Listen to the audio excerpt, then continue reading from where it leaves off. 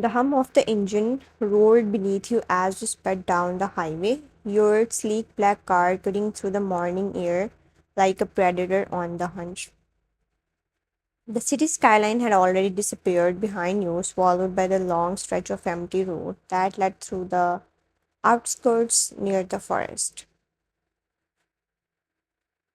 One hand rested firmly on the steering wheel while the other tapped impatiently on the leather, the car's Bluetooth speaker buzzing with your secretary's voice. Ma'am, the board members have already gathered in the conference hall. They are waiting for your arrival. We only have 30 minutes until the presentation begins. You pressed your lips together, your eyes narrowing at the clock glowing on the dashboard.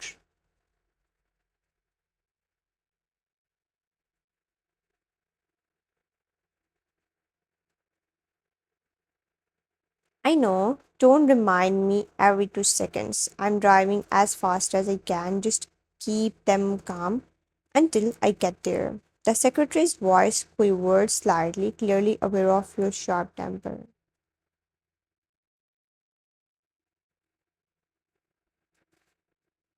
Yes, ma'am, but the investors from Seoul have already started asking questions. Then answer them. That's what I pay you for. Tell them the CEO doesn't waste her time being late. I'll be there before anyone dares to complain.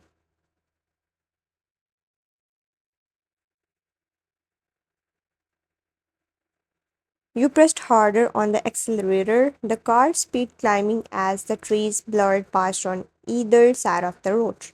The urgency of the meeting pumped adrenaline into our veins, but beneath it all, there was that familiar cold fire, your determination to prove yourself, to command respect in a room full of men who doubted a woman could hold power.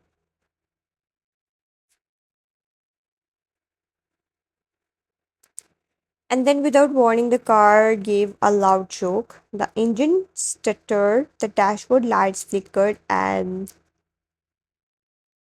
the vehicle slowed despite your desperate grip on the wheel.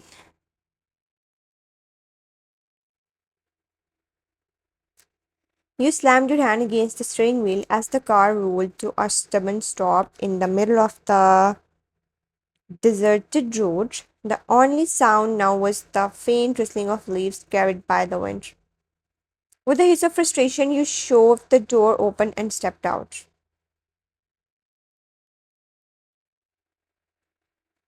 The air was cooler here, dense with the scent of pine and damp earth. You glanced around, nothing but towering trees and an endless stretch of empty asphalt disappearing into silence. Not a single soul. Your heels clicked against the road as you circled the car, glaring at the hood as though your anger could bring it back to life. You betrayed me, you useless piece of metal. I have to go. Oh God. You kicked the front tire with a sharp snap of your heel, the sound echoing into the emptiness of the forest road. For a moment, your strong facade cracked, replaced with sheer exasperation.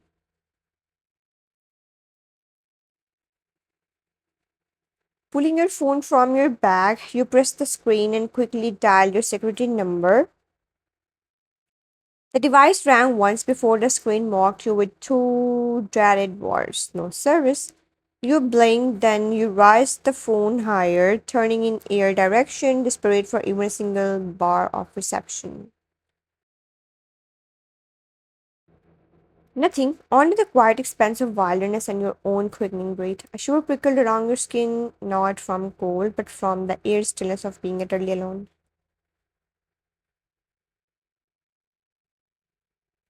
You stood in the middle of the empty road, phone still clutched in your hand, staring at the lifeless car as frustration bubbled in your chest.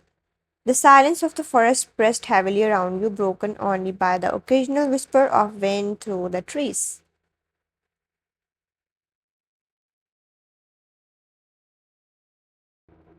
Now what?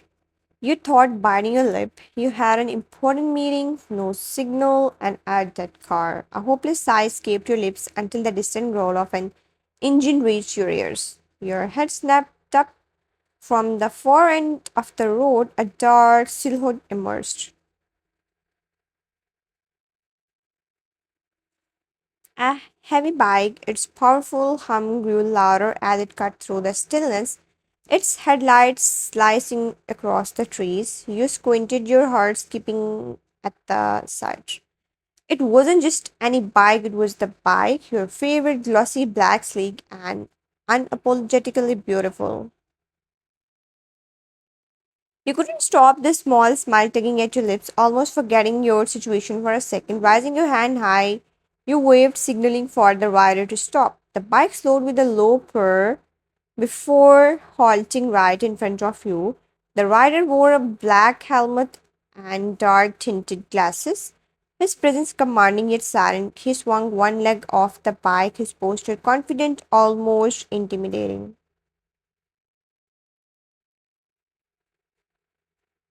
You took a small step forward, your voice hesitant yet laced with urgency. Would you help, please?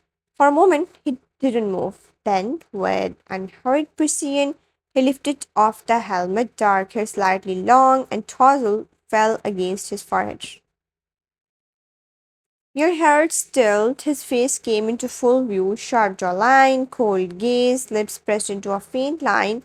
He was devastatingly handsome, but not the approachable kind. He looked dangerous, like a man carved out of stone, like someone the world would bow to in silence. Struggling to mask your sudden racing heartbeat, you swallowed hard. Okay, you can come. His voice was low, velvety, but edged with something icy that made your skin prickle.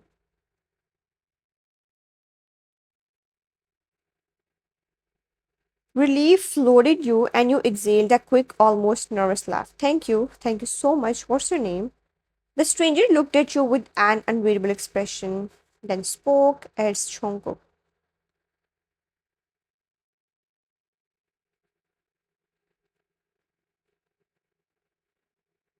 Your brows lifted slightly, recognition flickering. Oh, is it John Jungkook? A smirk tucked at the corner of his mouth, slow and deliberate, as if you guess in your stomach. You know me.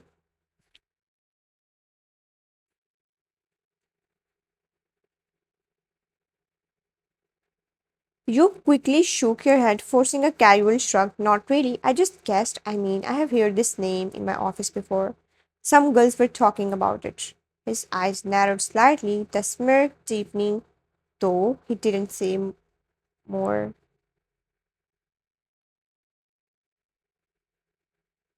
He simply turned his gaze toward the bike, then back at you, silently inviting you to sit.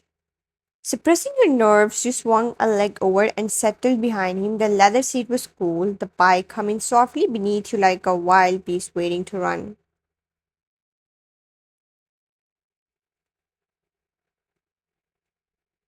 By the way, this is my favorite bike.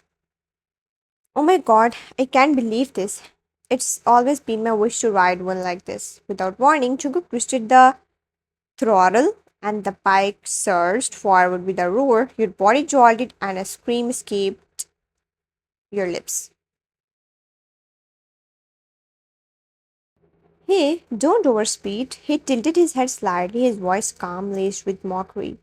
You're saying that as if you were not speeding yourself before. You blinked, tightening your grip on the seat. Wait, how do you even know that? Leave it. Cold, dismissive, the way he said it shut down any further questions. Minutes later, the forest road opened up and the city lights appeared in the distance. Chuguk slowed the bike and pulled over smoothly in front of your office building.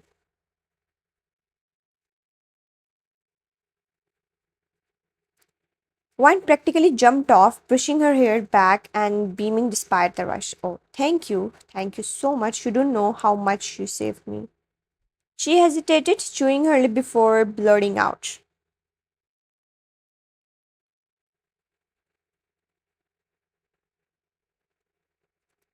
Can I have your number? I mean, for a ride? His dark eyes flickered to yours, and the infamous smirk returned, slow and dangerous. You immediately felt the need to clarify, I mean, for a bike ride.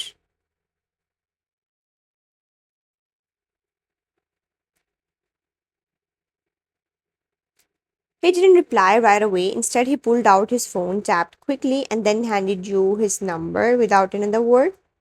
Your heart skipped again at his silence. At that intimidating aura he carried without effort, snatching the number, you flashed a quick, almost playful smile before turning on your heel.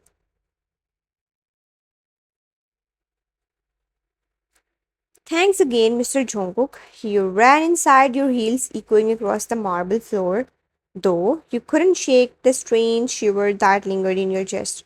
His presence felt heavy, as if it clung to you even after you left. And behind you, Chubuk simply leaned against his bike, smirk still playing on his lips. Eyes dark as though he already knew your paths would cross again.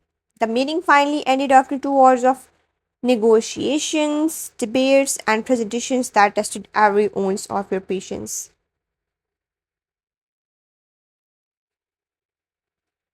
As the CEO, you had to keep your composure sharp, your tone confident, and your authority unquestioned.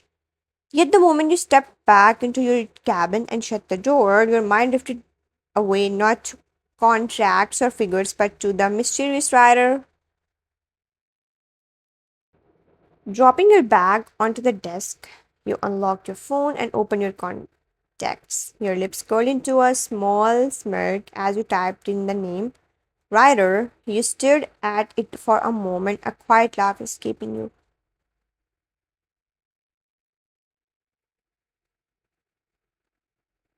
It was childish for someone like you, the ruthless CEO, to save a contact like that, but there was something about him, about that cold smirk and dangerous aura, that made your stomach twist in ways you refused to admit. Night fell quickly, the city skyline glowing in the distance as you lounged against the headboard of your bed. Sleep refused to come. Instead, your mind replayed the sound of his engine, the sharp wind against your face when he spat, and the low timbre of his voice when he mocked you.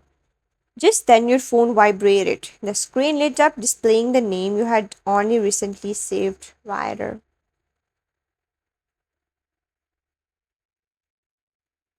Your brows froze. Wait, I never gave him my number. I only asked for his. Hesitation filled you as your thumb hovered over the screen, but curiosity won. You swiped to answer, bringing the phone slowly to your ear.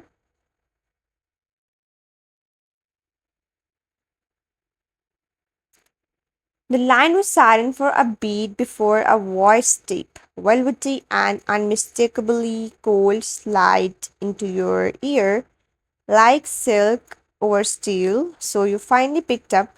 Your heartbeat spiked. That voice so calm yet carrying something unyielding sent a shiver down your spine. Wait, how did you even get my number? I never gave it to you.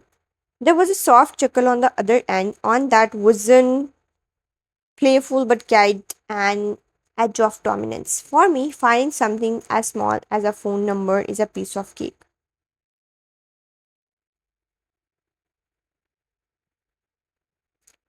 You froze for a moment before scoffing, trying to shake off the sudden heaviness in his words. What are you done? Some kind of mafia king? Your tone was mocking, deliberately light, but his response came sharp and chilling. Yeah, kind of.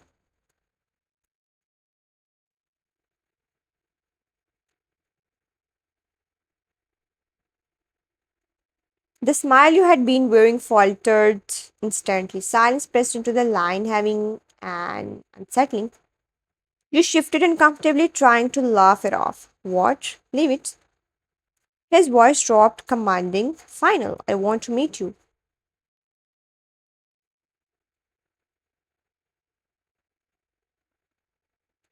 You blinked, shocked by his bluntness. Oh, do you get obsessed with me that quickly? Yes. The word was so direct, so unflinching, it made your breath hitch. Don't joke like that.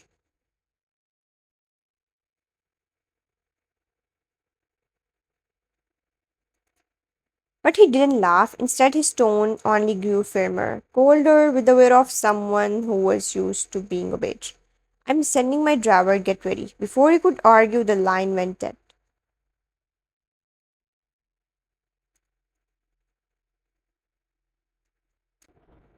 You stared at your phone in disbelief, torn between annoyance and a strange thrill you couldn't explain. 15 minutes later, the sound of a car horn outside your building drew you to the window.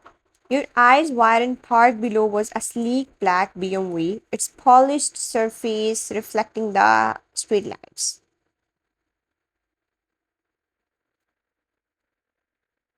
Your curiosity won over hesitation. Grabbing your coat and bag, you made your way downstairs. The driver, dressed in a crisp black suit, stepped out immediately and opened the door for you with the bow of his head. Without a word, you slide into the leather seat.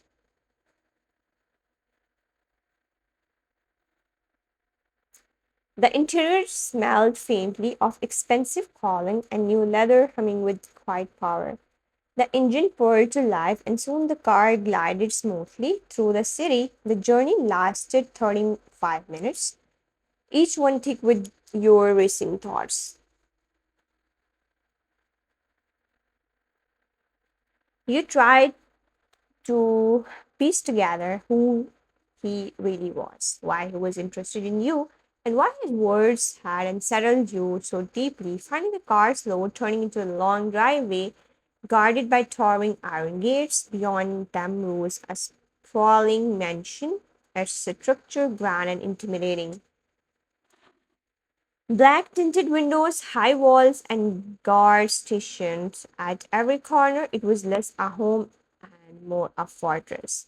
The BMW came to a stop in front of the entrance. You stared at the mansion in awe, your breath catching. It was exactly what one would imagine a mafia king's domain to look like: powerful, cold, untouchable.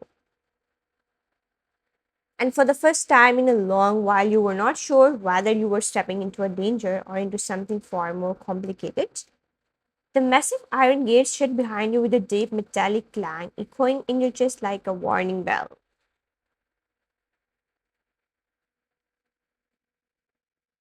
The BMW rolled to a halt before the sprawling mansion, its sharp edges and towering height casting long shadows across the marble driveway.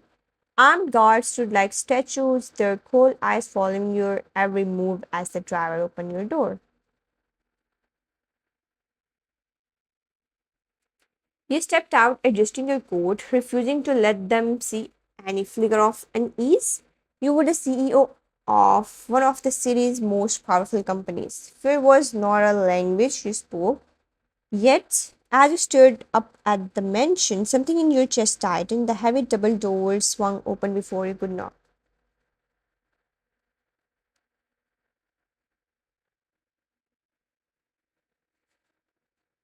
Inside, the floor gleamed with polished black marble floors, gold accents tracing the grand staircase that spiraled upward. The air was thick with the scent of expensive cigars and something darker, gunpowder maybe, and there he was. Jungkook stood at the base of the staircase, dressed in all black, a glass of whiskey in hand. The dim lights cast shadows across his face, sharpening his jawline, making his gaze even colder. He didn't smile, he didn't move, he simply watched you. Your heels clicked against the marble as you approached, refusing to break eye contact. So, is this where you bring all the women you rescue on the road? His lips curved into a faint smirk. No, you are the first.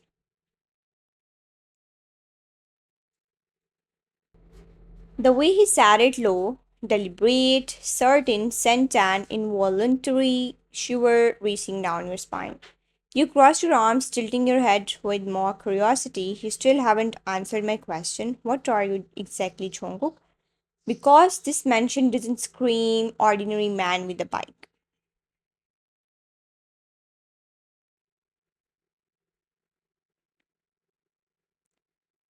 He set his glass down on a nearby table, taking slow steps toward you, each one echoed like a drumbeat, steady and intimidating.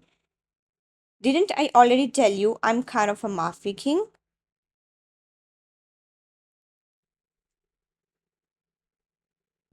Your mocking smile faltered for a moment. You thought he was still playing, but the way his eyes locked on yours, sharp and blinking, Cole told you he wasn't joking. Your lips parted, but no words came out. He stopped only a step away, his presence consuming the space around you.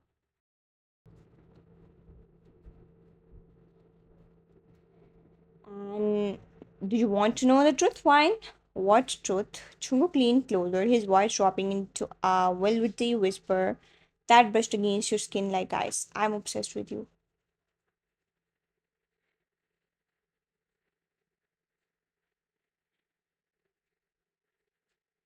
The word struck like a bullet. Your breath caught, your body stiffened, and for a fleeting second you didn't know whether to laugh or run. You barely know me. His smirk deepened, his eyes darted with something far more dangerous than simple attraction.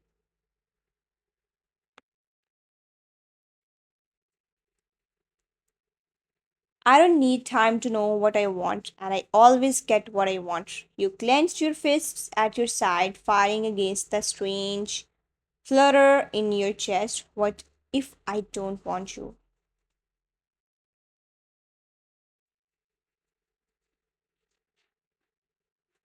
His gaze sharpened, the air between you thickening until it was hard to breathe.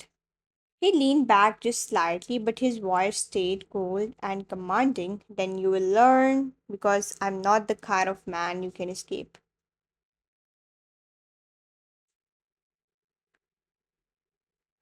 Your pulse raced, though your face remained composed. You had walked into a Mafia King's den, and now you were not just dealing with business or coincidence. You were dealing with an obsession, one that looked at you as if you were already his. And somewhere deep inside, you knew this was only the beginning.